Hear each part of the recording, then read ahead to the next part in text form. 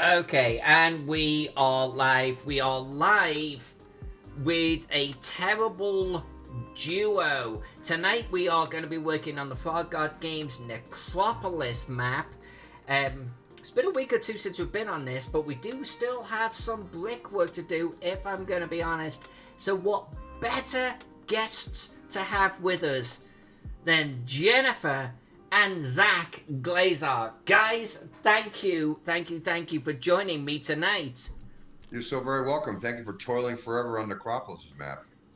And this has been a blast, man. This has been an utter blast. I truly mean it. It's been really different than Teagle. It's like there's certain things that are less detailed or just there's less rooms. But there's certain parts of it that are just more detailed, if anything. The room descriptions are extremely rich. Every brick, every flagstone is unique. In Teagle, there was a little bit of copying. So this has been fun to work on, I will admit. We're I was going to say, we already had Phantom Jen in there. Wait a minute, Jen, you're over there. The door just rang. No, I tell you what, the Necropolis map is really nice, and I'm actually looking forward to. I can blurt this out because Bill won't be watching. Next week I'm doing the quote from our printer for a collector's edition version, and we're trying to figure out how the map gets put in there correctly, and I think we're gonna use your map as some of the interior decoration for a really fancy sleeve cover case, like stuff that we've never done before.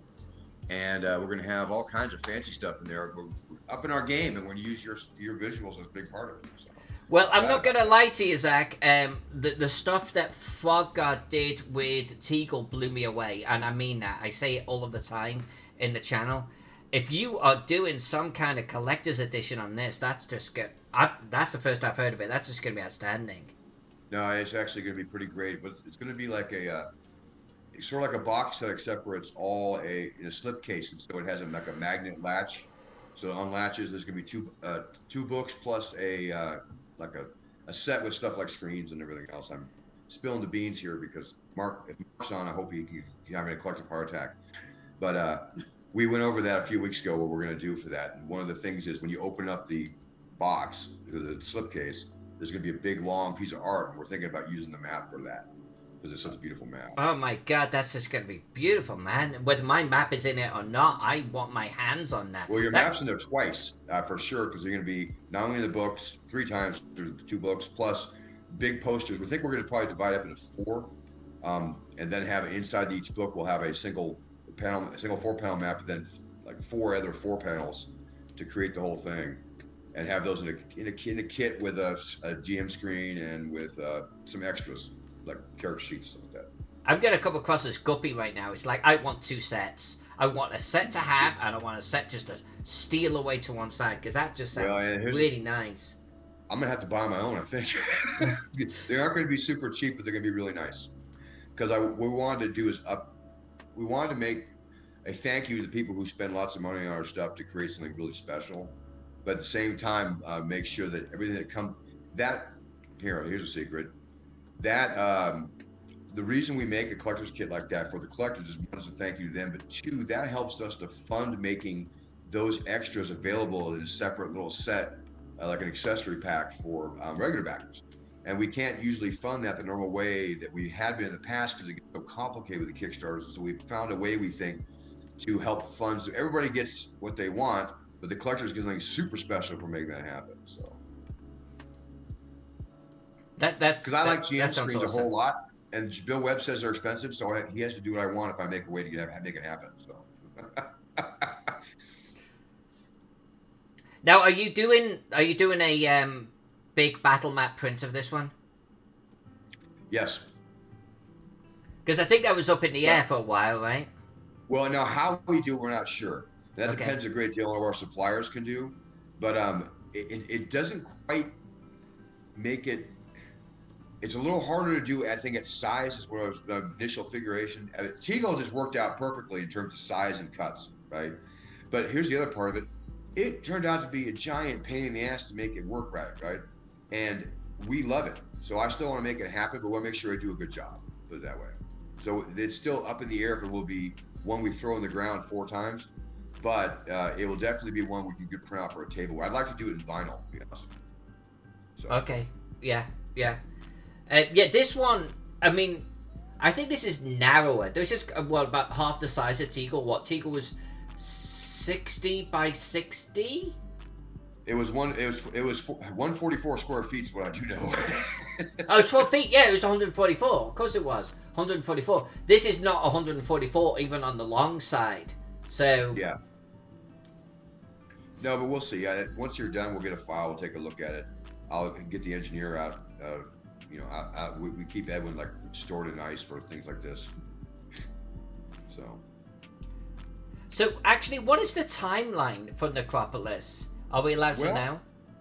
I can give you like the current one, which is all basically in a hey, we just gonna totally change anytime soon. We've pushed it back a couple times, mostly for the original version of Necropolis required some rewrites. I'll put it that way. And in order to do that and do a good job, and we can't ask everything from Mark. We don't need him to die. We need him to work again. And so in order to give him a good time frame, we want to do some play testing.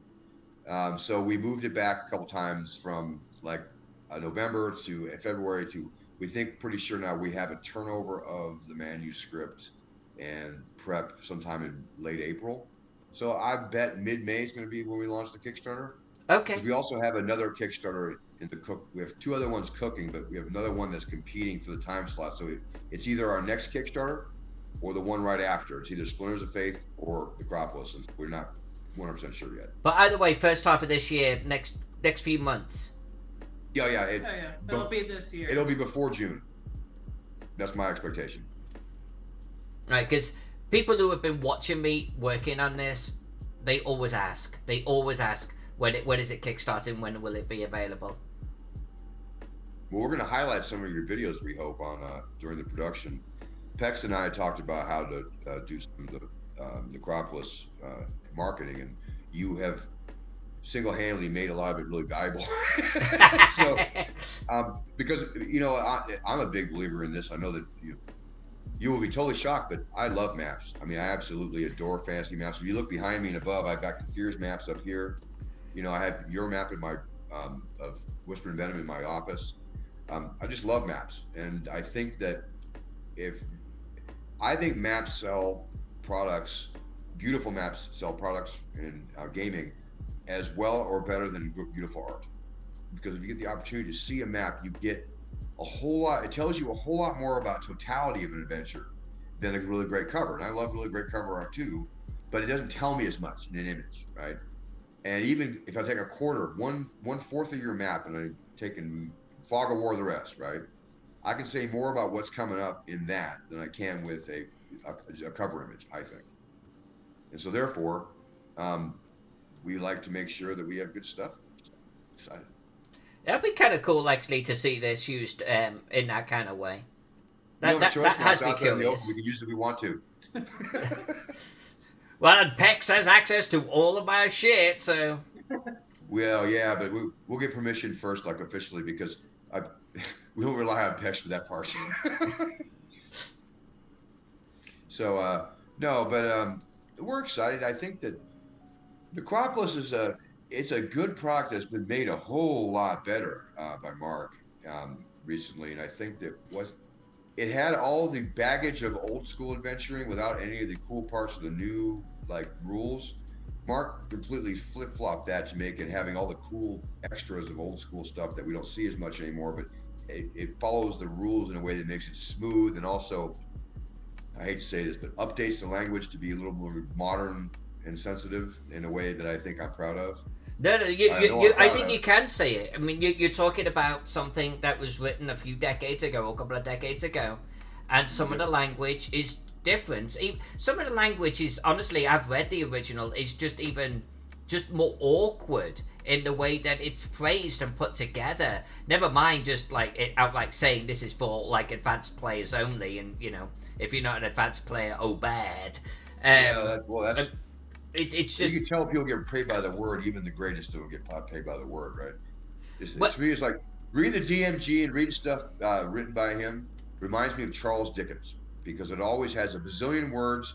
Some of it phrased really clever, like "Wow, that's a really great way to use a word that nobody uses." To that's not even a word. So I'm proud of Necropolis where it's at. I've looked through it with Mark. Right now we just had an internal dialogue about how to illustrate and how to celebrate the new creatures in it because there's a lot of really great new creatures. And so we have Casey Christopherson, our art director, working on that right now to make sure that we have all the stuff ready for a really good virtual tabletop component. Because if anything in last year we've learned is that people need those elements to have a good time in a lot of places. Because a lot of people have friends in New York who can't go anywhere, or your friends like me who I can go anywhere but don't. But you can play a game online and it isn't a perfect replacement, but it's gotten damn better. So we want to make sure the tools are there. So we've got all that put together because when the initial art orders went in on this, it was 2.5 years ago. So we weren't looking at it from the same perspective. So we had to add some extra capital into it to make sure that we make it the best it can be. So excited. So I've had the benefit of sitting down and talking to Mark, who's been doing some of the, let's call it enhancement writing that he's been working on. Can you... You ever seen a slave galley?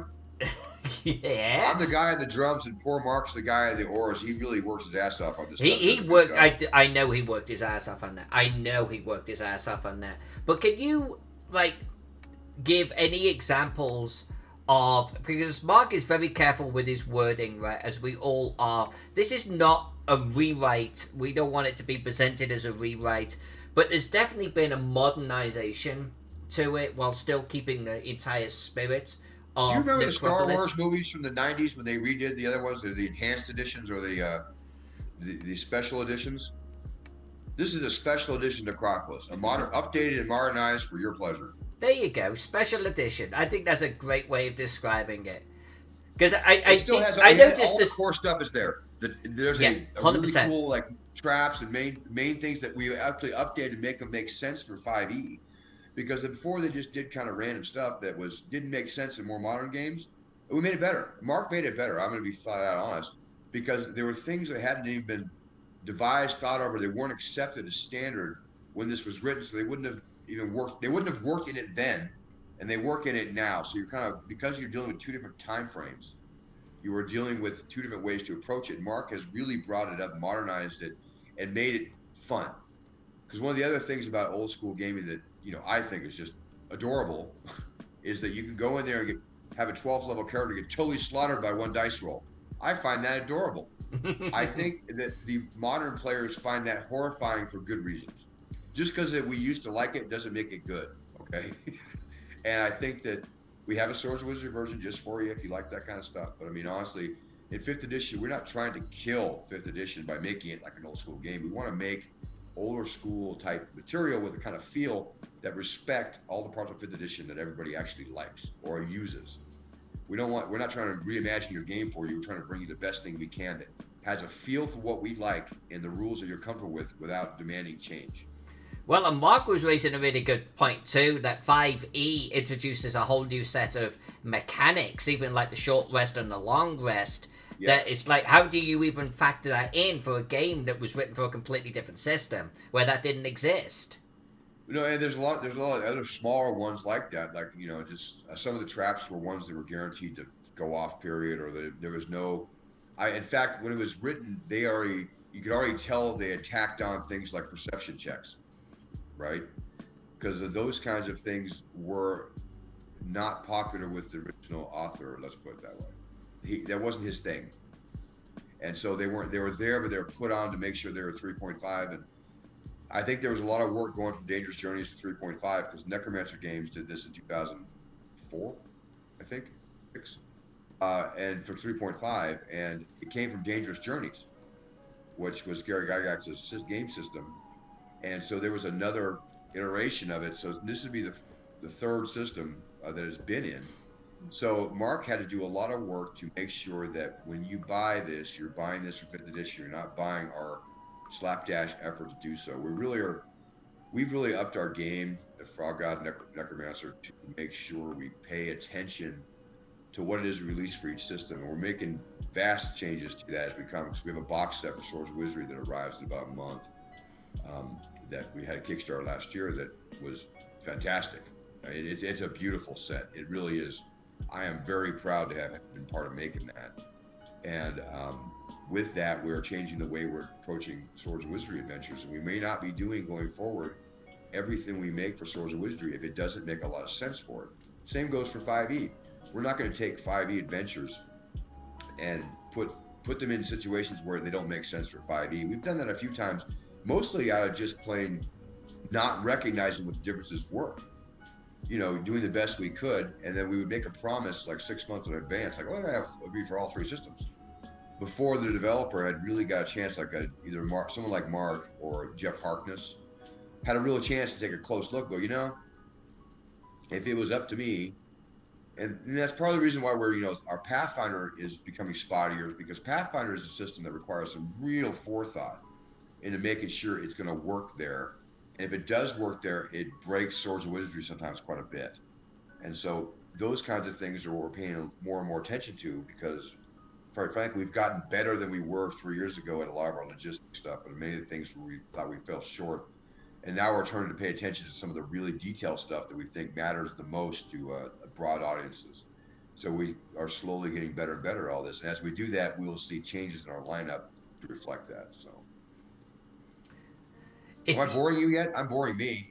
No. This is I love listening to what Vanguard is like planning and what they're doing and the thought process to behind it all. What's the other thing that you're going to be kickstarting here shortly then, if it's not Necropolis? The Splinters of Faith, and that was released in 2011 for Swords of Wizardry and Pathfinder, but Frog Guy was very new then, and it was written as a one long book by Jeff Harkness, who was our editor since like 2004. He's the only guy besides Mark I feel really sorry for. Man, he's works all the time on this stuff, because man's a copy editor for the St. Louis Post-Dispatch or something, or whatever. Louisville Gazette, I think. Anyway, he works at a newspaper doing copy editing all day. Then he goes and does our copy editing. And I don't know, I asked him which is worse, and he just kind of didn't answer, so I knew the answer. All right. But he wrote with Gary Schotter. A book called Splinters of Faith, and they broke it into 10 parts because we didn't have Kickstarter then. And this is before me, so this is all what I hear from everybody there. But there's no Kickstarter. So in order to crowdfund it or make it happen, what they would have to do was the old TSR way. We will print version 1, we will sell version 1, we will lay out version 2 when that's happening, and use the money we made to take our profits and pay people, but then use the rest to print the next, to go through a series of 10. And so unfortunately what happens when you do that is that as you go across a long system, towards the end, you plan for going down each number that you get. So if you get 5,000 on one, by the end you may get 2,800 on number 10, because people either lose interest or aren't aware, or won't buy because they didn't get the first one, et cetera, et cetera, et cetera. And so the book was designed to be inexpensively printed so that they could do it that way. And because of that, like all 10 had the same cover, and they had to reuse some of the art just to keep it so they could publish it, because their choice wasn't between publishing it great and publishing it okay. It was publishing it or not publishing it, right? And so we have the opportunity now, because it's a really wonderful adventure in our world of the Lost Lands, and it visits like so many different places there. And that one's, it's about 350 pages, I'm guessing, that will include those, and that will be in 5e and Swords of Wizardry, and also Pathfinder, because it already existed there before, but now it has a couple of updated locations and a lot of beautiful art.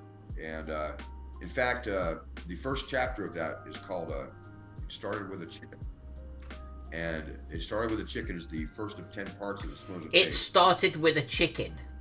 Yep. And it has the greatest cover. I heard that right. Okay.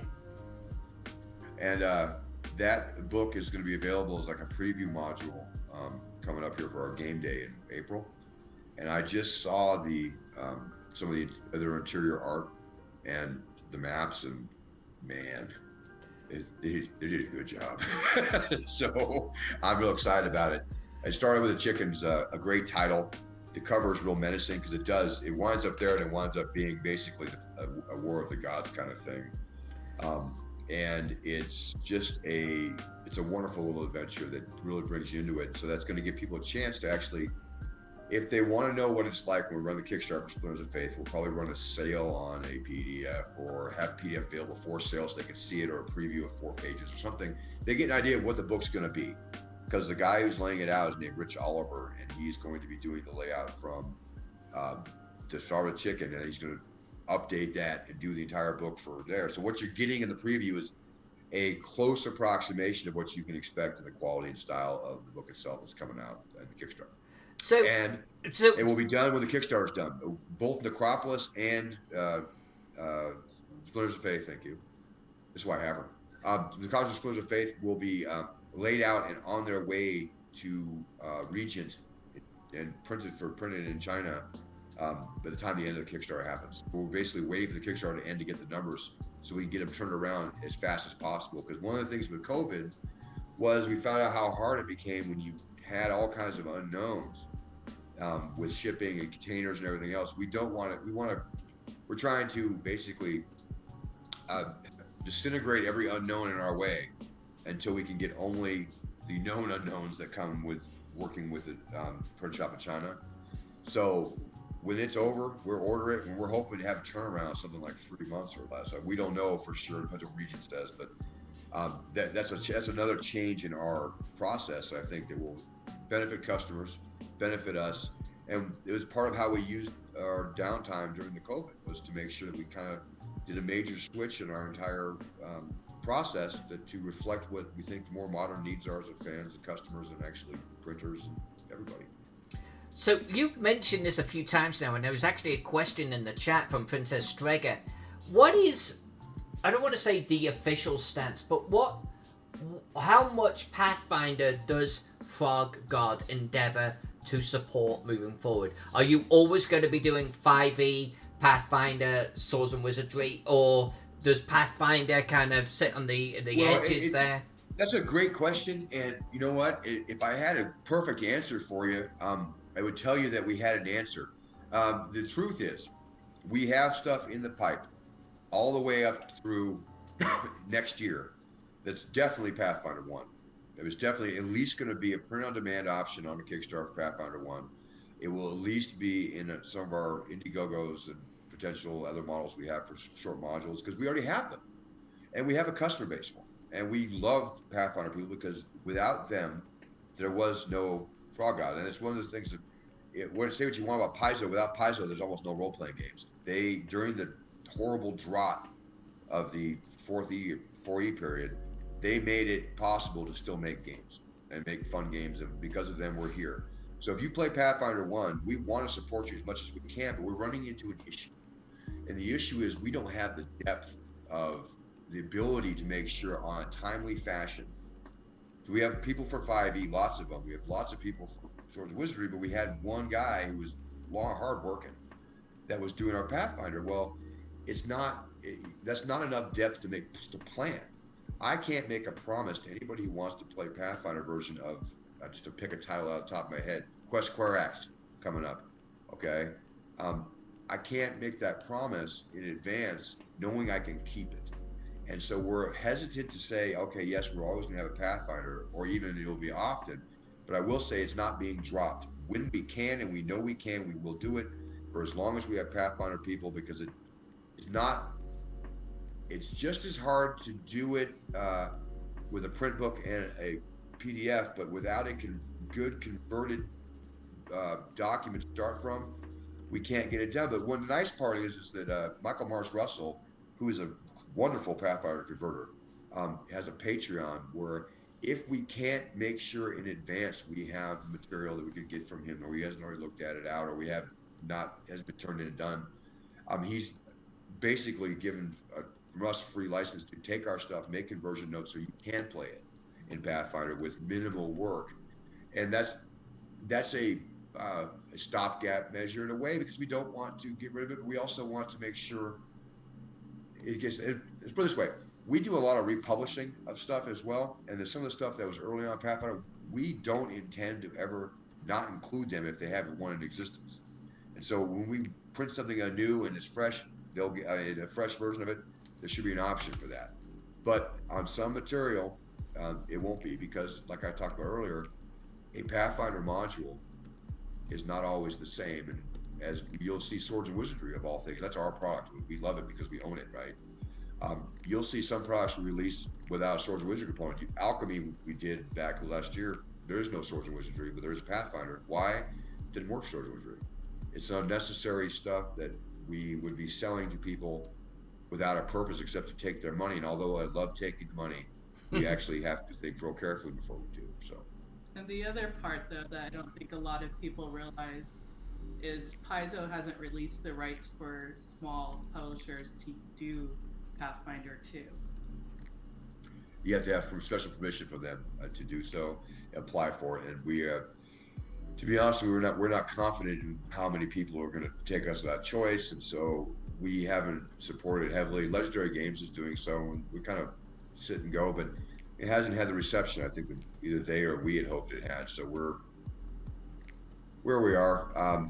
I actually didn't know that about Paizo and the way that Pathfinder 2 was being handled. So were they handling it a little bit more like Chaosium and Call of Cthulhu then? Well, I think so. I don't actually have. All I know is when it first came out, we had no avenue to do so. Interesting. Okay. And everybody else tells me that. I have not read their documentation, but I believe them. It's just that our interest in it was pretty high, and then when we thought reception was kind of not as, the enthusiasm wasn't there for us to make because that's a big investment for us. That's a huge investment for Frog God and Necromancer to go and say, okay, we're going to add a whole new system. And it's not that we don't want it to be success. We want every company to actually have success, because the more people buy role-playing games, the better we do. But we have to be careful where we place our resources, because we already strain ourselves. We are 3 times the size we were when I was picked up by Frog God, and we are still straining with resources, because everything we do, we could do more and better if we had more and better stuff. So we have to be careful with choosing. So, is it fair to say that Pathfinder 2 or Pathfinder 1 is still extremely strong? For us, it is very strong. And we probably have a bit skewed, because a lot of our customers we've had going on have always been Pathfinder 1 players. But a lot of our, to be honest with you, we were going to cut Pathfinder 1 2 years ago. And then we got a woman named, I can't remember her name now, Jennifer Jones. She sent us a picture of her standing next to a pile of Pathfinder 1 books, including most of ours, taller than she was. Explained that she was not interested in playing a new system. And we had been her favorite company forever. Will we please reconsider? And that began a long dialogue internally that we had. And no one was against it. No one was like, we don't want any more Pathfinder ever. Screw Pathfinder. No one was that way at all. It's like, can we do it? Is there a way? And the way it turned out to be to make smaller stuff and use them with Indiegogos to make sure we could support it as best we can. And then print on demand became a possible option for like the bigger projects, because one of the problems you have with printing in Hong Kong is that you have to have a minimal number of units to make it anywhere near possible, but so we wouldn't know the cost. However, with print on demand, I can figure out the cost once I know the page count instantly. So we can provide a product that is, although not our first choice for a long time for Pathfinder 1, for people who like it. And without those customers who were with us with Pathfinder 1, we wouldn't be here. So it's fair to say the interest is tapering off. It is. It's an older system, but you know what? Swords and Wizardry is basically white box D&D, so interest doesn't taper off forever. I don't know. If people still want to play Pathfinder 1 in 5 years, and we can actually do that at a profit, and not even a huge one, at one that's reasonable, we'll do it. Because none of us are anything against Pathfinder or any other system at all. Though, quite frankly, astonishing Swords and Sorcerers with Hyperborea is a terrible system. You should hate Jeff Kalanian. No, I'm kidding. I'm going to put you on the spot now. I want to know your favorite Frog God title separately for Pathfinder, Swords and Wizardry, and 5e, as it stands right now. Slumbering Czar for Pathfinder, because Greg Vaughn, that was his magnum opus, and it's only fair, and it's only available for Pathfinder. And there's a reason why. we have a Swords of Wizardry conversion for it. We can't release because it doesn't work, or it's so much work, and we're not confident the reception on it. So Slumbering Czar for Pathfinder. For Swords of Wizardry, without a doubt, is the box set we just did. And then for 5e, I'm a big fan, and probably the only big fan, of Whisper and Venom 5e, which will be coming out later this year. Which actually, so there's a scoop. There's a scoop because you guys are going to re-release Whisper and Venom. And that one might be for Pathfinder as well, because we have the original version, so there's not really a whole lot of update to it except for the art and the map that you did. The maps that you didn't do, that Lloyd and I did, were getting updated by Robert. And so yours is as is. We have 0 changes. We looked at that. We're like, yeah, we're good. But this some updated stuff, a little bit of stats, and the same kind of thing. Like, I wrote some things that I'm not as proud of when I wrote them in 2010 that I wrote now, that we've updated. That's enough to make better. And so it's a little bit of an upgrade. But I have a Pathfinder version that Jeff, what's the last name? Jeff. Damn it, I'm so terrible, but he's not watching. But a guy I worked with originally when I worked at Microsoft, his name is Jeff, that did the conversion of Pathfinder, did a nice job. And we have a version that was done originally for Laboratory that is easy for Swords and Wizardry. So we'll have those available for that. And so I'm excited about that. The 5e one I'm really excited about because Edwin Nagy, who worked with me at the very end of Whisper and Venom, that's how I met him. It is. That's how I met Edwin. Edwin sent me an email saying I had a bunch of grammar errors. And I'm like, well, I want to fix them. Give it to me. And he was so surprised that I asked for them to be fixed that we became friendly. And now he works for the Frog God and does the same thing to me now. But yeah, so that's coming up. But if I had to take myself out of that question, to be non-flippant, Steve Winter wrote The City That Dripped Blood. And I think it's not quite an adventure, not quite a setting, but it was our first Indiegogo. Big fan of it. Love Marco Sergos' art on it. It's short and I think concise and really cool. So that's one that almost nobody loves. The other one I would say that nobody heralds, I think it's great. Bunnies and Burrows that Dennis Sestero wrote. The version that Liz Stewart laid out that we sell, I'm real proud of. I think it's great. I played in it once with Dennis and he murdered my poor bunny, and I still feel bad about it. I mean, I hate myself that I don't own a copy of Bunnies and Burrows. You should, if you only knew somebody who could find you one. I've played that game once or twice, and it is such a good game. And you've got me at Bunnies and Burrows. It's so good. And it is, as far as sales go for it, it's a consistent seller every month. Because there are enough of us who remember Watership Down and being horrified by children that we want to go back and fix those memories by surviving. So, no, Dr. Sestero did a great job. It's a beautiful looking book. Jim Wampler helped find the cover and the artist for that, and it came out just lovely. Casey got some art from the inside that was just great. But Dr. Sestero and Dr. Robinson were serious people about bunnies, man. They actually, they ran at TotalCon last year. Because of course TotalCon was the only convention that I went to last year, and I played Bunnies and Burrows with them. They both ran. They're nuts. Yeah. I hope to be A, as old as they are someday, and B, if I get that old, I want to be that cool. Yeah. No, I'm serious. I mean, those guys, like, that's hardcore nerdery. Because I remember asking them, hey, can we do a YouTube video or interview you? He goes, Dennis can't even operate a VHS VCR. He owned one for 8 years and never plugged it in. I'm like, ha ha ha. Like, this is awesome. I want to be like. They're going to run it at North Texas RPG Con this summer too. Dr. Bolton? Yeah. Oh, nice.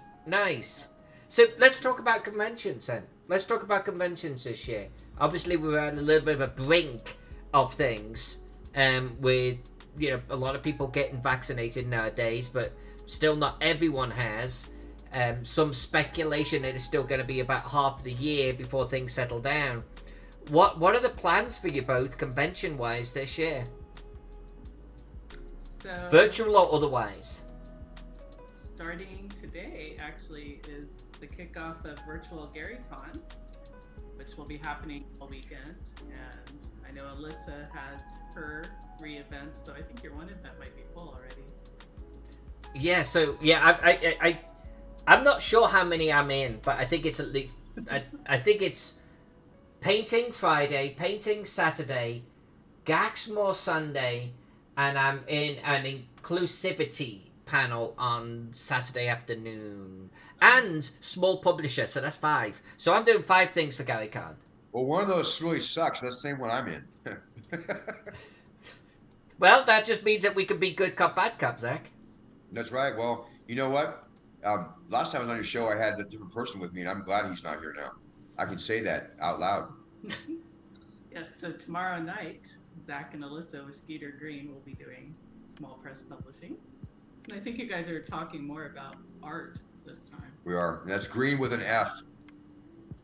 And actually, I don't know what we're talking about. I just got invited. I'm like, yeah, sure, I'll be there. So don't know that's either. quality right there. There's a reason why it has Skeeter's name in it, because he loves doing these, and he does a great job.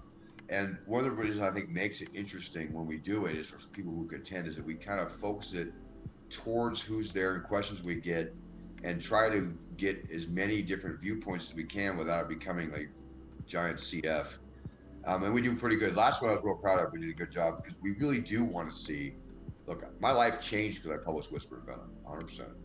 And it changed before I got to Frog God or got paid for any of this, because I was really proud of something I had made. I never ever completed anything before. And I think that the satisfaction and the skills and the knowledge and the friendships that I made, I want everybody to have that.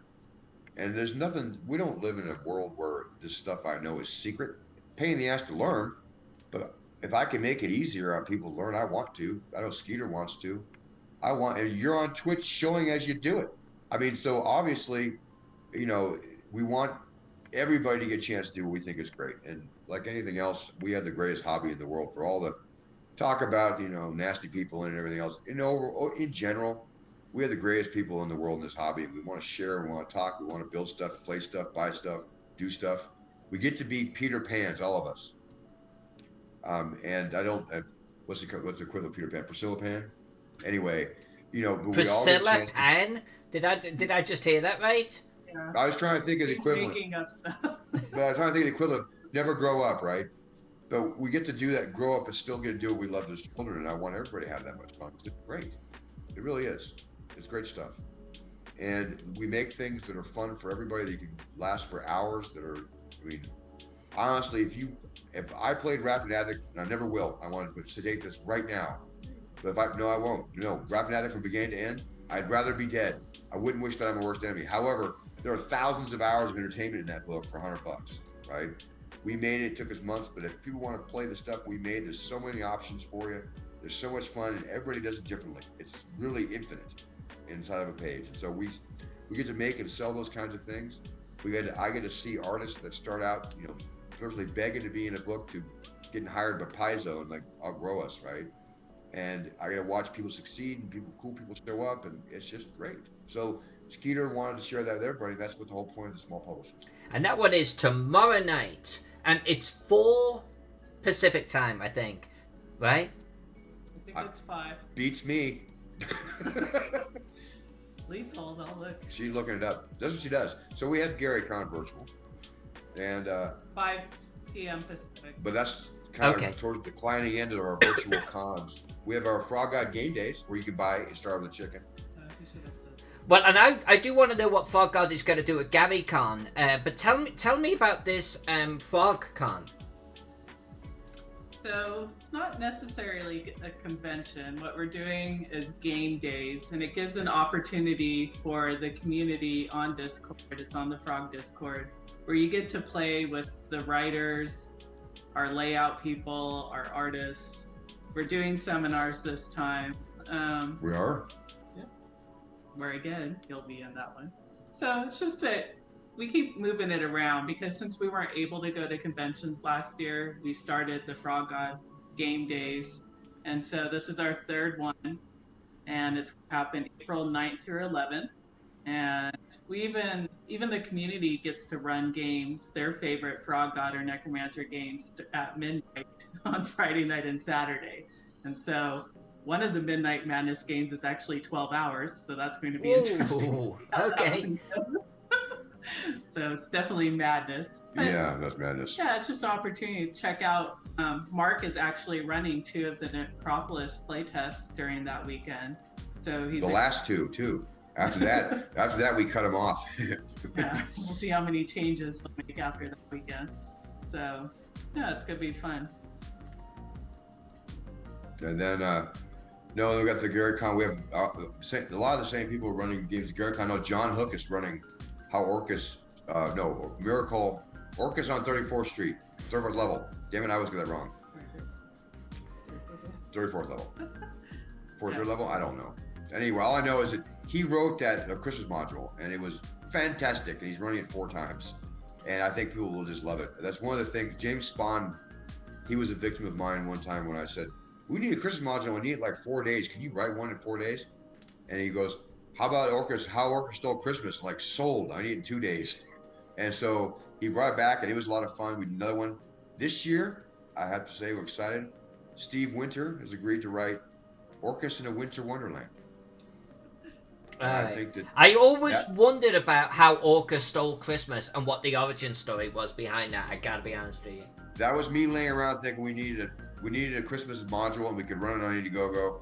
And poor James Spahn being just the first guy I found, and he did a great job, but he had to work really hard to beat the deadline. So, and it sold real well. It was a lot of fun. It's a great one to sell at conventions. It's a great one to show to game stores at Christmas. It's just fun. So, okay, Gary Con, this weekend, starting, I think Jennifer said tonight, really, but definitely tomorrow.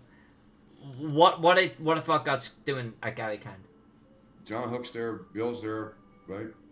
John Hook is running his games. Ken Spencer is running his game called Who's a GM Anyway. He's doing that in Swords and Missouri. Matt Finch, Matt Finch. That snake in the grass. Matt Finch, Phil Webb, and Douglas Ellsworth, they're all running different adventures of Mithras Tower stuff. Mithras Tower, yeah, Rappanathic. Then we have the seminars that Zach and Skeeter are doing. We're also a sponsor, and so if you do buy a badge, you are receiving a great goodie bag that Gary Con put together with all his vendors this year. We'll be on Gary Con's Discord chat, and we have a vendor table, so you can come and chat with us throughout the weekend. And I'm sure Pex will be doing special deals.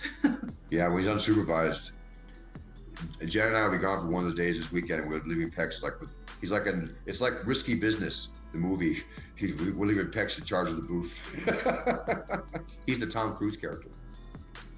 Yeah, but most of GaryCon, so they'll have it on Discord, but they also stream a lot on Twitch. And so I know they have 2 or 3 channels on Twitch that they'll be streaming different people's games and the seminars. You'll definitely see Alyssa on Sunday for sure on Twitch, I'm sure. Well, you'll be streaming it on your own too, but on the GaryCon video too.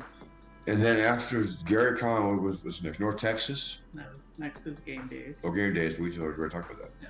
Then in-person conventions are trying to happen this summer and fall. So we're hoping to show at North Texas Role-Playing Game. And Gamehole is trying to see if they can have theirs this November or October. It's looking more and more likely that Gamehole is going to happen.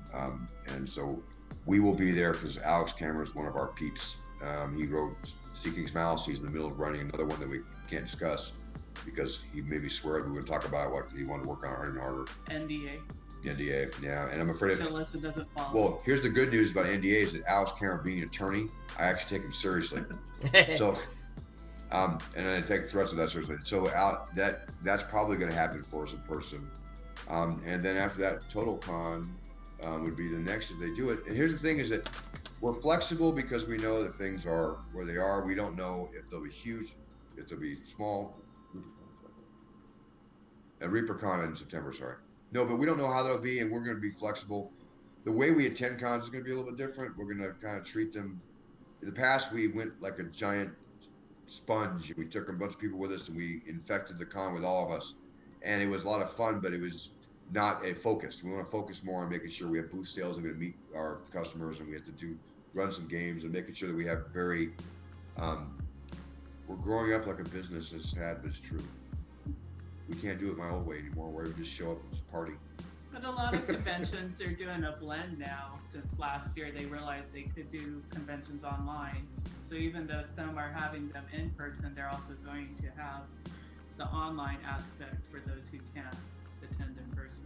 So it's interesting to see the times are changing, not only in systems, but also in how you run a game, you know. And so some people, they're a little hesitant to try to play a game online. Most of our GMs do Zoom, so it's theater of the mind, and it makes you feel like you are in person. As much as possible. But here the best part is, we had fans we met through FrogCon and through online GaryCon last time, and that got to play with us the first time from New Zealand, places they could afford maybe, but they had to, sell one of their children. They don't want to do that, so it's a long, expensive trip.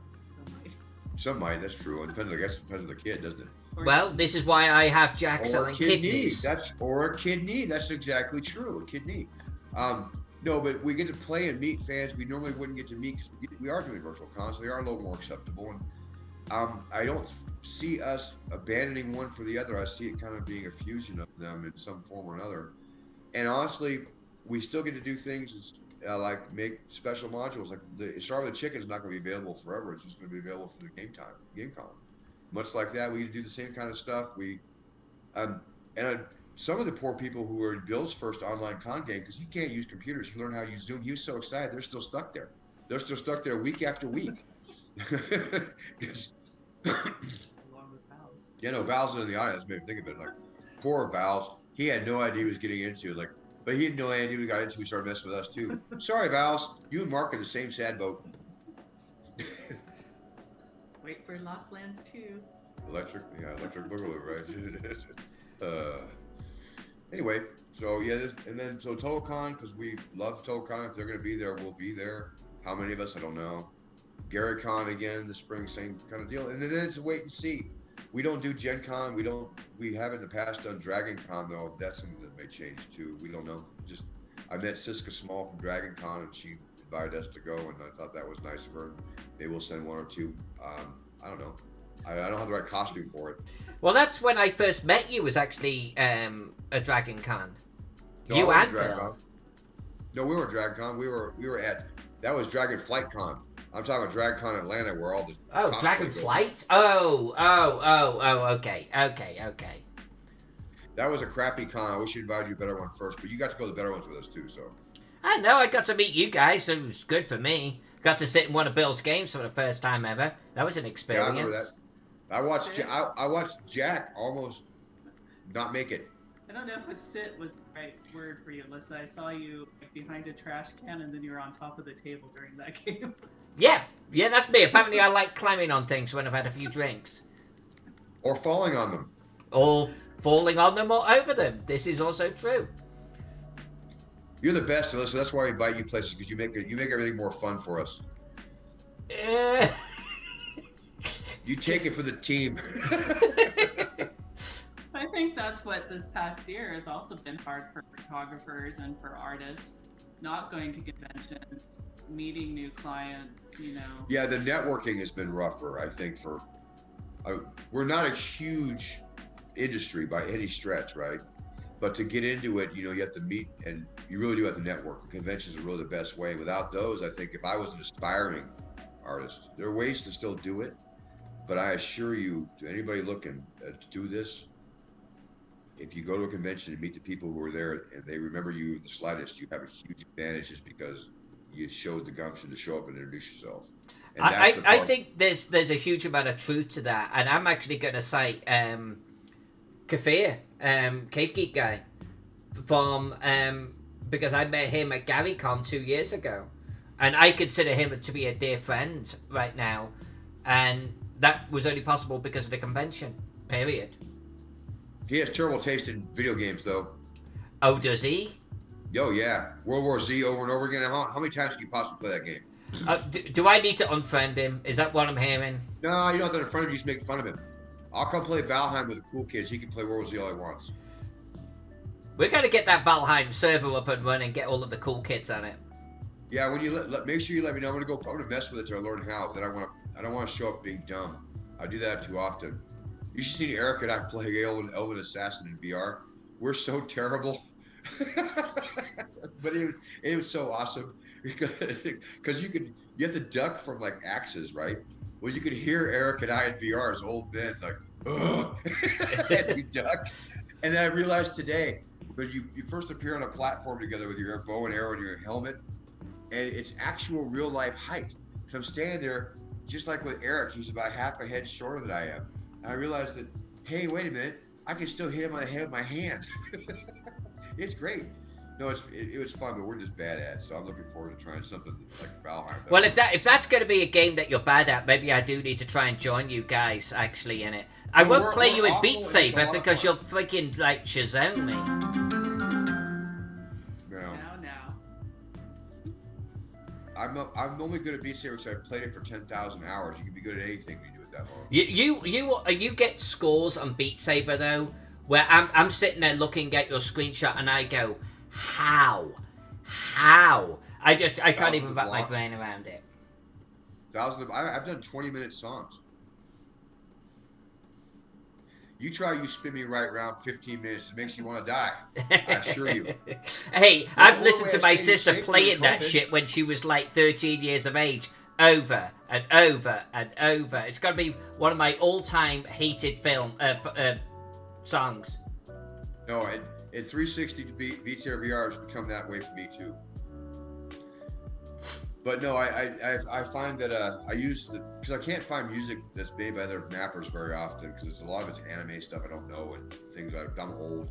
Like I didn't know what BTS was and they had the update. I had no idea. So, but I go to this software called Beat Sage where I can create my own map. They're not perfect, but they're long and I like the songs. And so you can go 1,200 blocks in 7 minutes and that gets you this kind of scores. You just got to practice. I just practice enough. It's fun. No one will play it with me, so luckily I don't need anybody else I can play that by my goddamn self. I want to give 2 shout-outs here. I want to give a shout-out to Chibisho8183. Thank you for the follow. That's really, really appreciated. And I want everyone in the chat to know that Gallant Knight Games is with us. Gallant Knight Games is the company behind the Viking map that I have been working on in the first half of each week. And I want to give a huge shout out to them because that's an incredibly fun project. I've seen you show that map. Your map is beautiful for them. Gallant Knight's lucky. I'm having a lot of fun with that one. They contacted me after the Britannia map, which I had huge fun with. And they were like, can you do something like this, but Viking? And I was like, that just sounds too fun. Let's do it. I can't imagine anything I asked you to do if I didn't add but Viking to the end that you wouldn't agree to. Now, I'm serious, and I'm not going to go with all the examples I've got in my mind, but I'm pretty sure but Viking would be, I'll have to ask Jack if that's true. Well, and the ridiculous thing is, you know, with that particular map, you know, you say I want a Viking map, I'm like, oh, all right, yeah. I mean, I like the Vikings like anyone else, but you know my history period tends to fall, 600 years or more before. But, if you have Gallant Knight Games contact you, and they say, hey, we want to do a Viking map, but as if it had been drawn by a Christian, monk. I'm gonna, so it's all illuminated and shit. I'm like, okay, yeah, I think I'm on board with this one. This just sounds too cool. Well, and the thing is, you're probably one of the 3 people in the world that I would like. If anybody asked me, and they knew who to ask, obviously, so they didn't ask. But if anybody asked me, do you need an illuminated map from the 3rd century, but whatever one you pick, right? You don't have to be Vikings. Like, I need a 3rd century map of the Huns, their invasion. What was written, as if it was written by a Northern Greek, monk, East Orthodox monk, whatever. You pick a time period of thing. You are the go-to person for that. That's actually pretty damn cool when you think about it. Well, I get a lot of fun out of it myself because, one of the things like we were doing even on the stream last night is I have all of these reference maps up on the screen as we're trying to determine which settlements should be marked on the map. Like Gallant Knight Games were obviously very kind enough to sort of give me, hey, just make sure I've got these settlements on. And even then, like, it's a list of settlements that some I've never heard of. I'm like, okay, so where is this in the world? And I'm reading out these wiki entries of these really historic locations. And like, I mean, how fun is that? And I think my exuberance comes through into the mapping effort then, you know? Well, it's a pretty damn cool request. Yeah, and I like getting requests like that. I mean, that's a little bit like the Necropolis map that I'm working on right now. It's like, it's not just, hey, we want a dungeon map. It's more than that. This is Necropolis. This is the final dungeon. It's Egyptian inspired. So, okay, now you've got my attention. We want it to be battle map scale. Okay, I'm in. Even though I told the frogs that I would never do one this scale again. You'll do one again after this too, don't you worry. No. Although I said this with Teagle, and look what happened with that one. You got me again, didn't you? History is on my side. I'll bury you.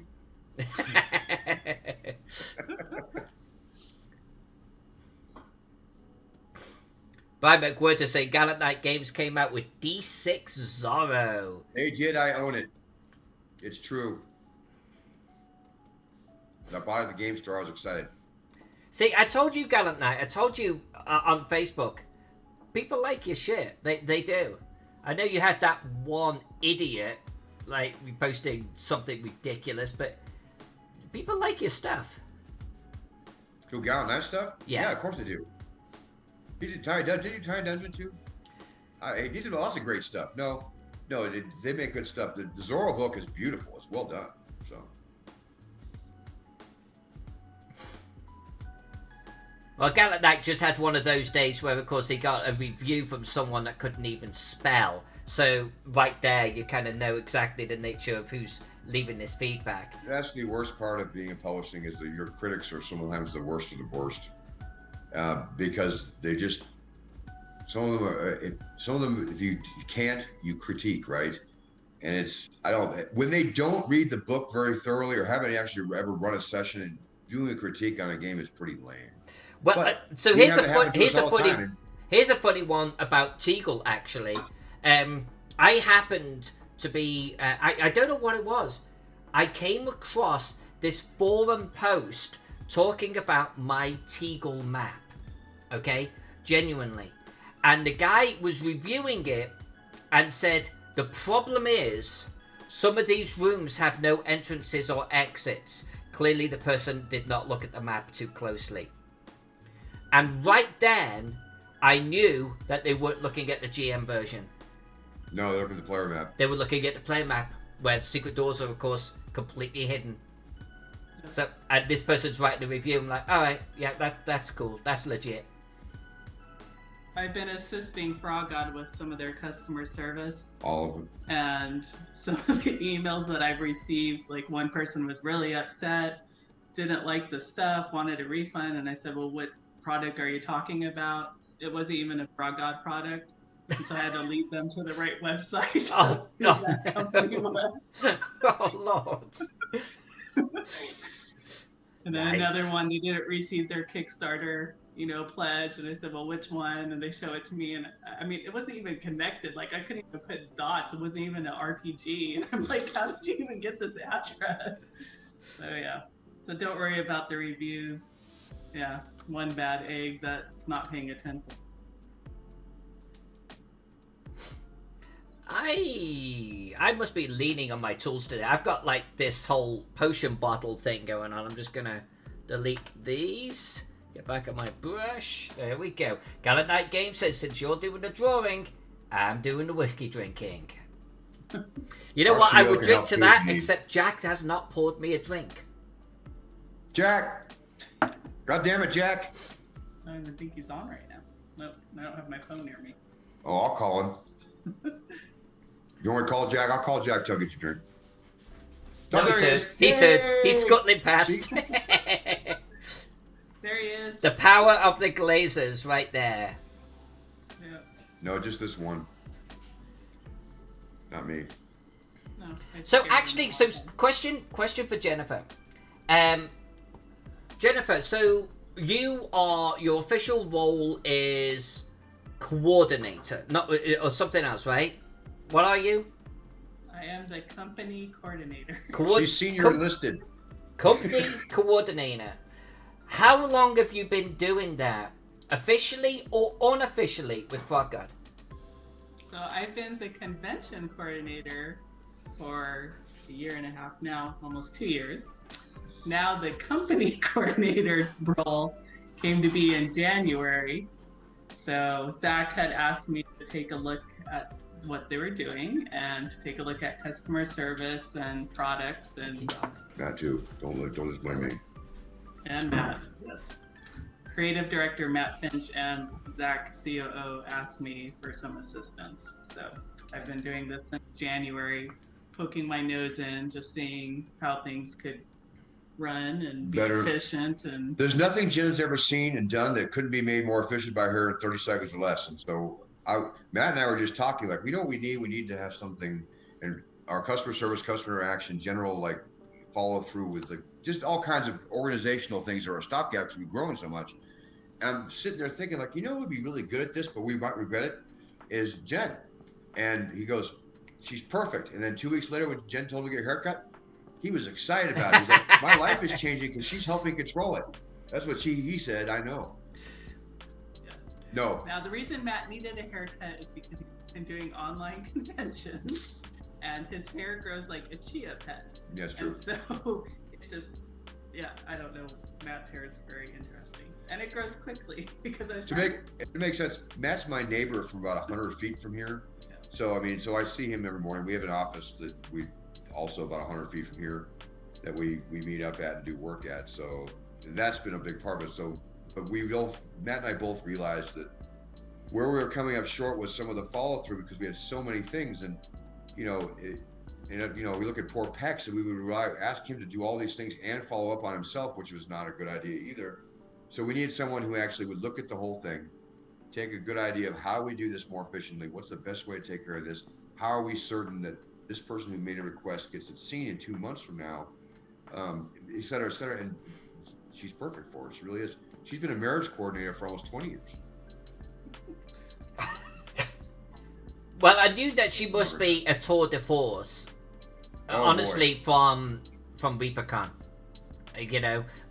So people have some background context on this.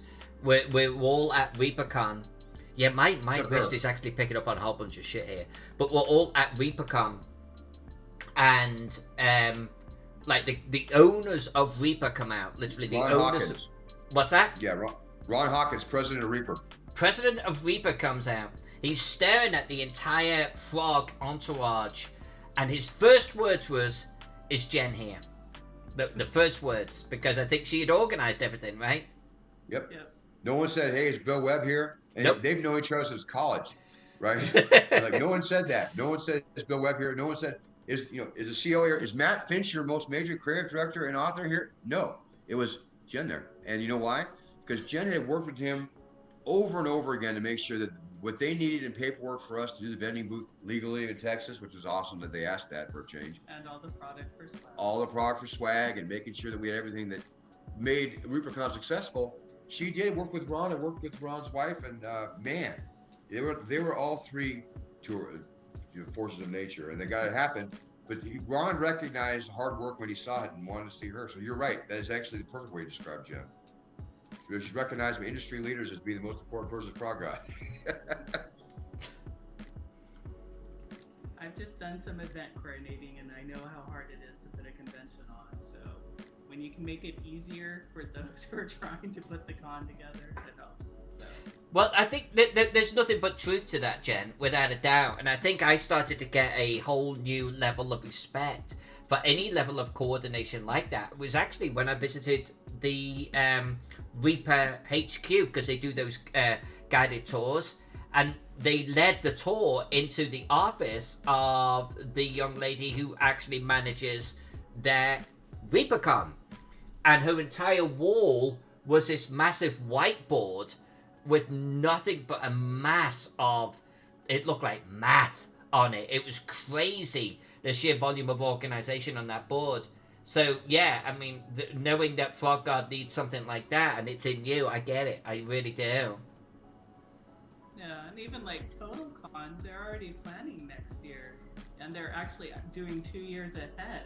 And so, I mean, even talking to Alex Kammer about Gamehole, I mean, that was hard for them. Even Luke Gygax with Gary Con, you know, talking to them like, you know, we can't make this work with COVID, and you have to deal with state laws and the contracts that you have with the hotel and the vendors and the food. It takes a lot to coordinate this. And all of you fans, all they want to do is complain because they don't know that. I mean, if they knew that, they probably would be less complaining, I would think. Not all of them, but most of them. I think that there's so much that goes on behind the scenes to make a successful event that it's just amazing that they put up with it. And she recognized that by doing that for years. Years and years she put together events. And so she's so sensitive to what they need that all of a sudden she's famous. She's not kidding. The president of a major company in industry doesn't come out, he usually asks for a CEO or somebody like, officer of the company. No, ask for you because you're the best. That's what it is. It's no different like you, Alyssa, as you finish your map and you collapse all your levels and stuff to give it to the client in a folder that they can use. If they can't open it, it's useless, and that's not what they were asking for. But it's fun to give them that, isn't it? It's awesome to give them something file they can't open. I remember the first time I tried to open that 4 gigabyte file or 2 terabyte file, whatever the size it was, that you sent me for Teagle, and I was on my laptop and not on my desktop. And I opened it, and I can almost smell the heat coming off of the video card. I'm like, ooh, she wasn't lying, this is huge. Yeah, and then when Brian McWhirter did the text file for that and I imported it into the map and even my computer started to smoke, I was like, oh boy, this is a big map. This is a big map. I bought like an $8,000 Alienware just because I'm stupid. And so I bought the super. I had to go to that machine, make sure I had both of the video cards turned on to a SLI. And then I had the SLI attached in Photoshop to have so much RAM assigned to it, so I could open the file and actually move the scroll bar without having to grow old. And it worked. It actually looked really smooth, but I had to make it so it would because that file was awesome. I got news for you, man. I got news for you. So bigger, isn't it? This is bigger. This is bigger. I got a 3090 card. Take that. I got a 3090. You can't stop me. So this you got a 3090, you bastard. We can't be friends anymore. Yes, we can. We just get Jack's Kitty. We'll get a couple of them. I figure I'll get one later this year when things settle down. So even though the actual physical dimensions of this file are smaller, I decided to actually up the DPI so it's a higher resolution. And the file size of this right now for the current version that I am working off is almost 10 gigabytes. And Teagle did not get that big.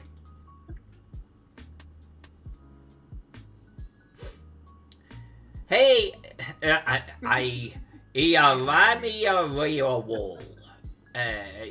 That was terribly pronunciated. But hey, let's do it, Jen. Hey, it's good to have you here. But yeah, Zach, when you asked me to do this map, I can't say no to the frogs. You know that, even though I wanted to say no. But I went off and bought another computer because of this map. I was like, I can't have another Teagle experience Twist with your hardware. arm, could we? What's that? Oh boy, I feel terrible now. We made you get a new fancy computer. We're the worst people in the world. What is it? Burr Rabbit? Oh, big deal. Right? It's like, oh no, I've got to buy a new computer. I've got an excuse to buy like a whole new machine. Oh, well, no. The best thing, Alyssa, is today I told a joke to my wife, like, well, I'm worried that we have delivery tomorrow, we'll be gone. My new computer will be here. I have like 6 computers.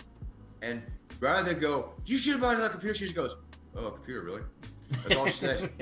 She's resigned now. You don't get beaten, you get beaten by just the over-the-top purchasing. Poor woman. But yeah, we made you buy a new computer. Sorry about that. No. It had to be done. It was a good excuse. But then it was like, well, now I've got a new computer. I could go bigger.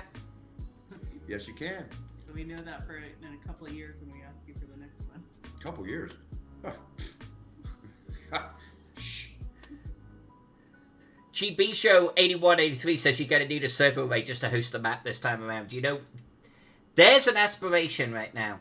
Frog God asked me to do another map after this one, and this time I have to have a server array just to handle it. Done. My technology is pretty out to date, but they used to call them some kind of clusters on Linux. And I remember just thinking that no one's going to need that much computing power to do graphics. Every time I think that it's not possible, I feel like Bill Gates' 640K is enough.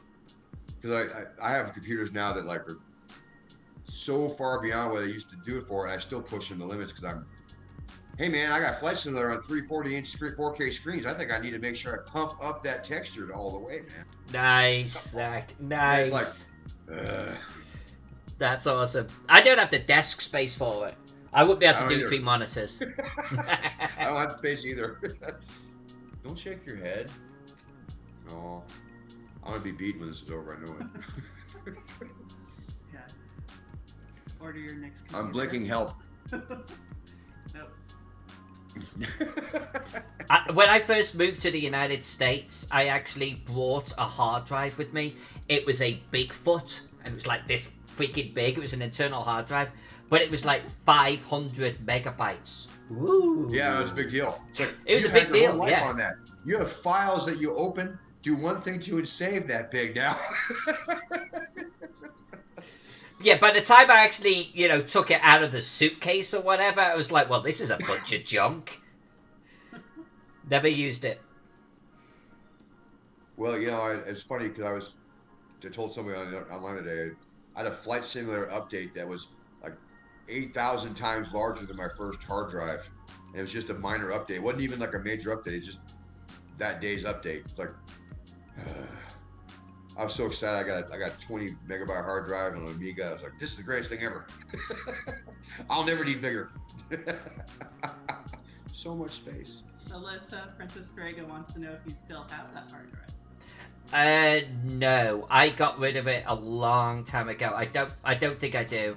I had a phase of collecting a lot of older hardware, but not like cool hardware like a Commodore 64 and shit. I just collected hardware. But I think it was back in Louisiana. It just got so old. There was no way I was ever going to use it in anything, so I got rid of it. I took everything off it first, but then I got rid of it. Heresy. Oh, sorry. I wouldn't put that in a machine nowadays. I mean, it's okay to take the files off it, but it was never going to go into another machine. Now I'm running like 2 NVMe's or something for a total of, I don't know, 8 gig or something. Not 8 gig, but it's like, there's just no comparison nowadays. Well, the old drives are getting expensive because people are making DOS-box machines, like 46s, like pre-Windows for DOS gaming, and good working condition component parts. Like I saw someone was buying a 68030 with a coprocessor's daughter board for an Amiga for like $4,000. Holy shit! Well, because it came with the actual instructions and the tool you needed to install it, or something like it. Just was it's crazy. Crazy stuff. I'm not talking about it. You can't tell me what to do, woman. No, Jack I didn't. and I are both going to be missing kidneys soon. Stay tuned. I did not bid on that. Yeah. So, Jen, have you got any passions like Zach does? So I am an outdoors person, and Zach is the indoors person. So let me go hiking, let me go travel. I love to see the world. For chumps. Hence what I do for my other real job. We go to dinner together all the time. Sure. We do like to eat. Obviously, if you see Zach's photo pictures of everything, it's always of food. If not, it's of gaming. So I like the arts, so I'm more into theater and dance. And But I go. yes, I don't even play anymore. we balance each other out. I take him out and he brings me in. Yeah. Well, I despise camping because last time I went there was a bear. And I'm sorry, but I'm a big believer that unless I'm in the Coliseum with a sword, I don't ever want to see a bear again. So I would not want to either. I mean, it's one thing going camping in England. It's an entirely different thing going camping here in the United States. I'm with you. And I think that honestly, by the time you have all the equipment, you may as well just go to a hotel and have a good time. Why not? The outdoors. Outdoors is for chumps. That's where you catch disease. That's where you catch bubonic plague in Arizona is by going outside. It's true. I approve. It is true, but no. Princess Strigger wants to know, where do you camp? Nowhere. Not you. Your darling wife. We know you don't camp. Yeah, we go up on the rim, so in Arizona where we live. Yeah, Muggy on Rim. It's like cold, and you look down at town, and you just know that they have cell phone, but you don't have cell phone. Like 2,000 feet below you, for some reason you just can't get their signal. It's like sad. You're like my spiritual animal, Zach. I know. I'm with you, Alyssa. You and I we're tight like this. Like Jack goes camping and shit. Jack loves camping and hiking and crap like that. We'll just let him and Jen go off. I know just a person we can send. They can go and get all that out of their system, and we'll just sit around and play Napoleonics for a weekend. We could have them send us pictures, but they have no internet. They can't send us pictures. Oh no! Well, we could send them pictures of what we bought. Oh no. Yeah. Hey, Mel, I'll come out for that computer fair they have. They have that again next year for the vintage computer fair in Portland. Oh yeah, it's a big one. Camp into their heart's content. You and I can go around, buy a bunch of old shit, and mess with it. My treat. I would be down with that. I'd be down with that. I actually work with a guy that I think you'd like from that perspective, but he has all of the odd machines, and he takes them apart and he can put them together and get complete working systems, and that's his shtick. That's what he does. I see those guys on YouTube. It's not my shtick, but I respect them. Yeah. I don't have a shtick. I just like to buy things. That's not really a shtick. Oh yeah, I want other people to do the work. Yes. Yeah. That's a shtick. Buying things is a shtick. Why? Because I don't do that. Doesn't make it a shtick. Think So- that I'm fun and you're not. So Stratochamp says that Mark Greenberg, boy, I know him. had this playtested. So Necropolis playtested about 6 times for him. So It better be Stratberg, good, otherwise he's Mark's fired, Bill. give us some highlights. Where were your favorite locations? Which of the bits have stuck out? Yeah, Bill Meinhardt talk. Oh, is this Bill? Yeah. Meinhardt, yeah, I think so. I didn't know Bill actually knew how to get on Zoom and such, on Twitch. I didn't either. That's my foot. I'm having a revelation right they're now. both here. It's what God made the hyperlinks. Mark is here too. Oh boy. Apparently, I was awesome. That's the highlight. Of course. Of course.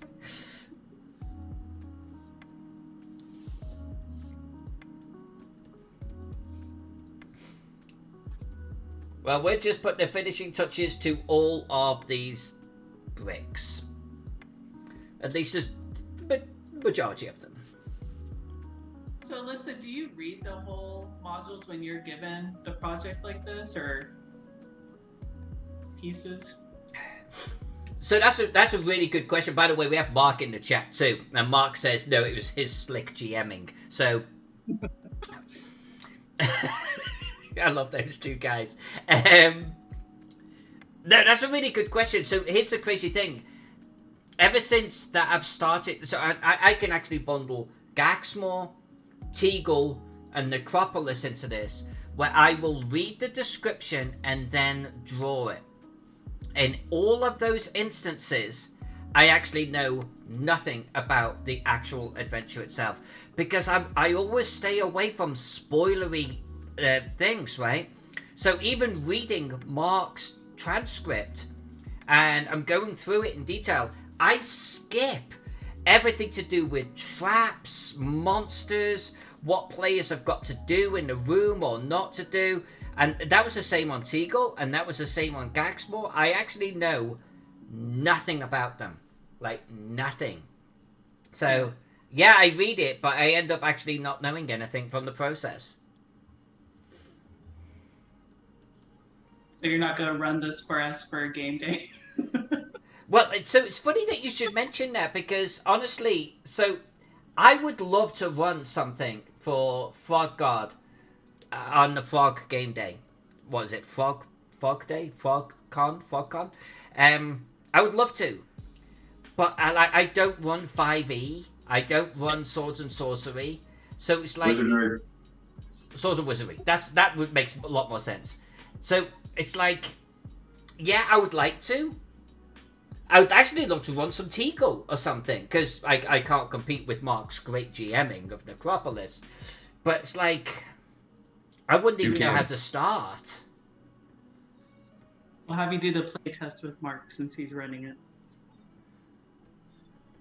She's busy. Look at her. You're trying to give her more stuff to do? No. Yeah, we're going to have her do Necropolis too, which Mark is currently working on. Tegopolis. Necropolis. It's a combination of the two coming together. Yeah.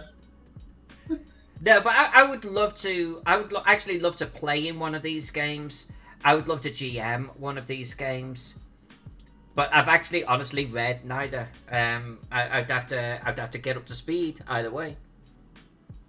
Well, I do it. I never run games. I have to run Whispering Venom because that's how bad I am. Laramie, Alyssa is a Call of Cthulhu system person. Invictus called Cthulhu Invictus. That's what Mark is. Cthulhu Invictus, but any Cthulhu, because I'm running Masks of Nyala Hetep in the real life game. Obviously, there's been a year pause, but I love Call of Cthulhu any period. Like, honestly, I would even run Teagle or Necropolis and just run it on the fly for Call of Cthulhu and be extremely comfortable doing it. They both would work in Call of Cthulhu very well. Yeah. In fact, we're doing right now, we're The Fiend Eternal as well by the notorious Skeeter Green is funding on Indiegogo, and he actually has insanity rules that he wrote for 5e included in it because he just only can write things that creepy. What was that, Zach? Skeeter, we're running right now the funding for Fiend Eternal as well by the outlaw Skeeter Green, and that has its own insanity rules that he wrote into it. All right. Because Skeeter Green was born under a Lovecraft sky. Yeah, he was. That is true. So is Alyssa. I know. That was under an English sky. It's kind of the same thing, really. I love me my Cthulhu, but Skeeter is Cthulhu. Sometimes he's Cthulhu's victim. Have you seen him actually in action? He's like a China doll. Like, he can be broken in a million places at a moment's notice.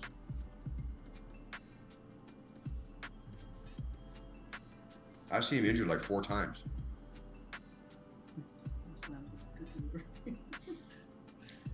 I agree with that.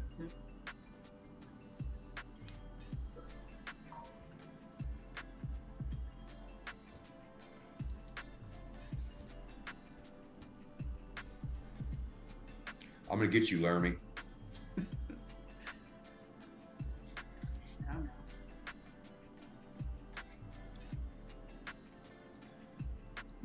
So what are you zooming on?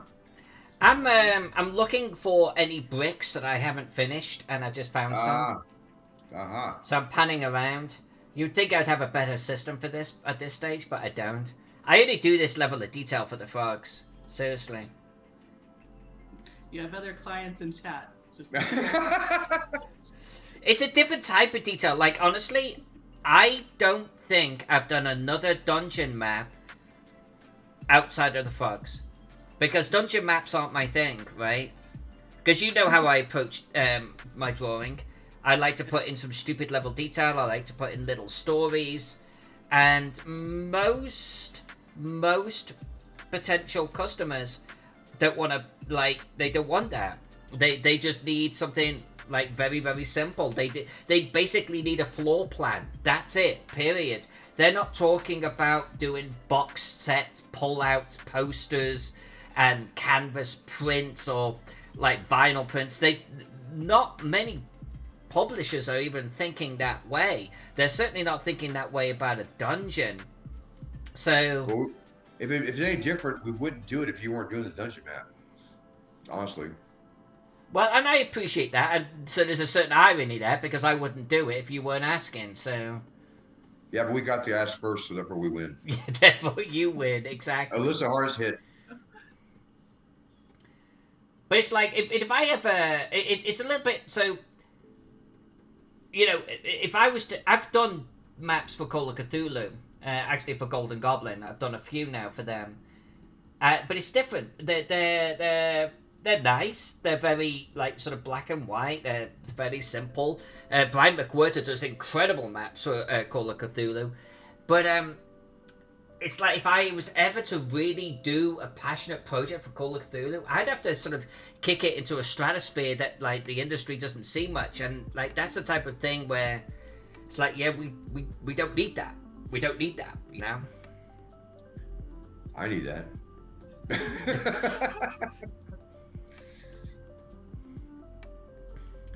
And actually, talking of which, Zach, have you ever seen Brian McWhirter's like Cthulhu props and stuff? Is it a product that I own? Because I know I've read about it. No, I'm not sure he even does that many. I mean, he might do a few for he might do a few for games that but he actually he's done them for me on the side, and they're outstanding. That's awesome. Which I should talk to, because we want to start doing more of those for even our like Swords of Wizardry type games. And so that's something actually after we're done tonight, I have to talk to that snake in the grass, Matt Finch. And when I talk to him, where I'll mention that, bring that up, because we've been just discussing that not 2 days ago about handouts and how to handle that. So there you go. So Mr. McWhirter, I hope that we can find something we need from you, because I really want to have more handouts. He does great work. He really does. No, I know he does, and I've seen the stuff he's done for other companies, and I've seen stuff online that he's posted, and it's good stuff. He did stuff for us, didn't he? With you? Yeah. Yeah, he did great stuff. Yeah, you asked him to do the labels for Teagle. He was helping me out because I wasn't going to keep up. And he did the whole GM layer. And it was brilliant. Thank God. Because honestly, we need you had a team. You had a team. Yeah, yeah. You don't often have teams of people on the same map unless you're doing like Greyhawk. Even then, you have Anna and then the people who tell her what to do. You had people doing work with you because there's so much work. Well, I think I might have all of the bricks done on this. You'll find one you missed after we publish it, I promise. Oh, guaranteed. That's how it works. So talking of which, we said that one thing we wanted to do tonight was actually talk about little Easter eggs on this map. Do we want to talk about any of the Easter eggs on this map? Because Mark's around, and I don't want Mark taking any of them off. Yeah, that's Can't you kick him from the chat? Because I won't remember what they are, so I'll just, Untold Stories, by the way, is raiding with a party of 4. Untold Stories and the party. Thank you very much for the raid. We are working on the Necropolis map for Frog God Games, which is going to be a 5e and sword and wizardry, at least, kickstarting in the first half of this year, so the next few months' time. Mark lies. Yeah, I don't trust Mark. I trust Mark. He trusts us. That's the sad part for Mark. No, I really like Mark. I just don't...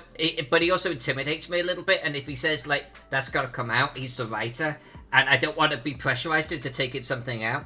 But now Zach's in. Zach's a boss. If Zach says, no, that can stay in, then that can stay in. I'm a terrible boss, so I don't think that matters. My follow-up is so bad, they could say, take that out, and I'll never know. They all know it, too. You're awful. Does it stay in or does it come out? Mark has been extremely accommodating so far. He really has. Like, right down to the statue and the blood in the middle of the maze in a room that actually wasn't in the original at all. We felt like on the Twitch channel that the maze was a little boring and needed some variety in the center of it.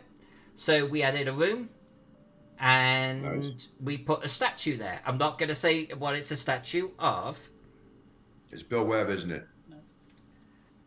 Well, if Bill Webb looked like a bunny. He looks like a bunny sometimes. You got to catch him after a couple of nights of partying. He's got that kind of rabbit surprise look. Yes, it is a bunny. And Mark did Awesome, indeed build it into the text. And then, of course, and by the way, I'm not getting to the stuff that Mark doesn't know about. We do have a Zach dead goat. Zach. What's that, goat? And Phantom Jen, the ghost, standing over him. Oh boy, I know that guy. Yep. You know what happened to him? What happened to him? Got stabbed. You did? Yeah, you got stabbed. Yep. And Mark has also written this in here too. I will say boy. though, Zach, now this is your print size. It's nice and illegible. But I'm going to confess, you are holding your favorite rule system. Right on. I'm a big fan of paranoia.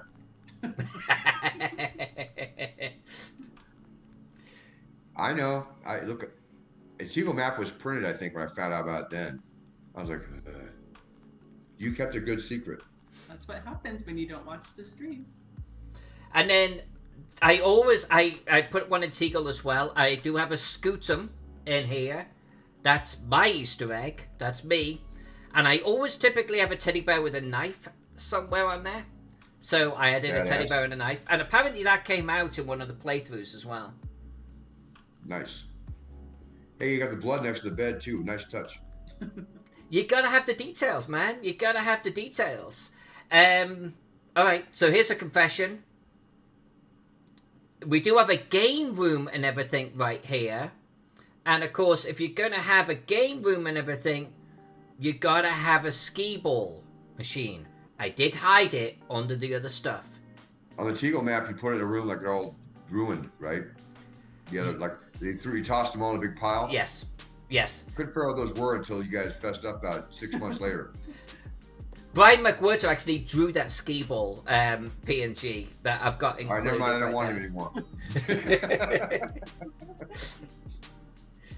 Let me see what else we got. I don't want to spoil everything in here. I definitely don't want to spoil everything. I do have something in this area that even Mark has not noticed, so I'm not gonna zoom in on it by any stretch.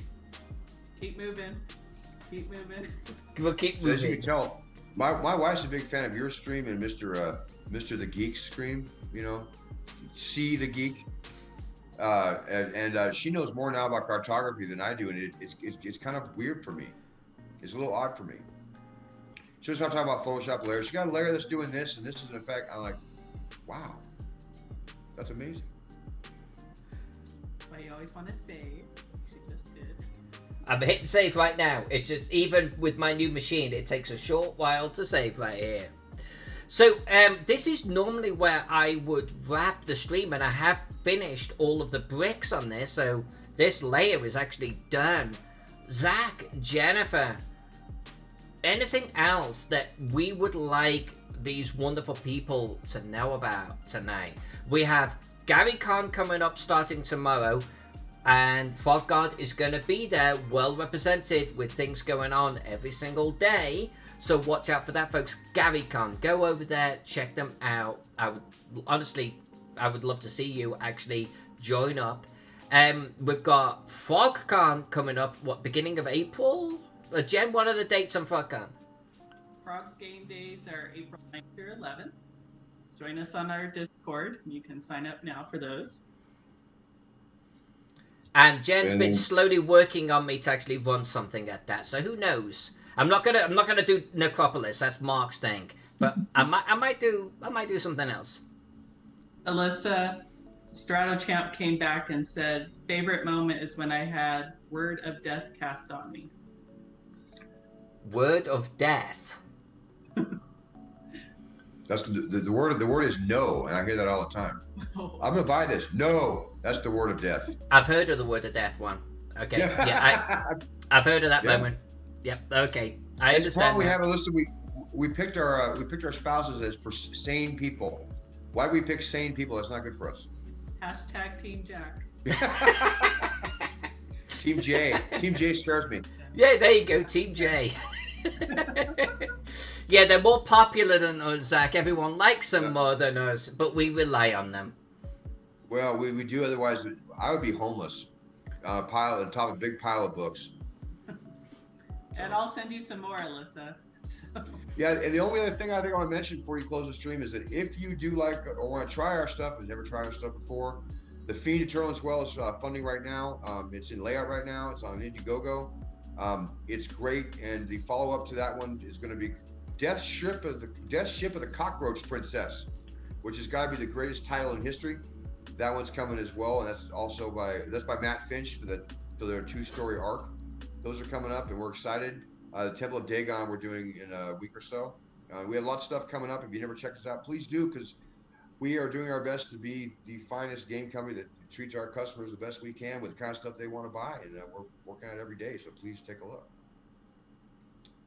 There's a lot of truth to that. So yeah, Frog God Games. In fact, I've got a cat sitting on my mouse. Do you want to bugger off? Thank you very much. FrogGodGames.com. Literally as it sounds, as it's spelled.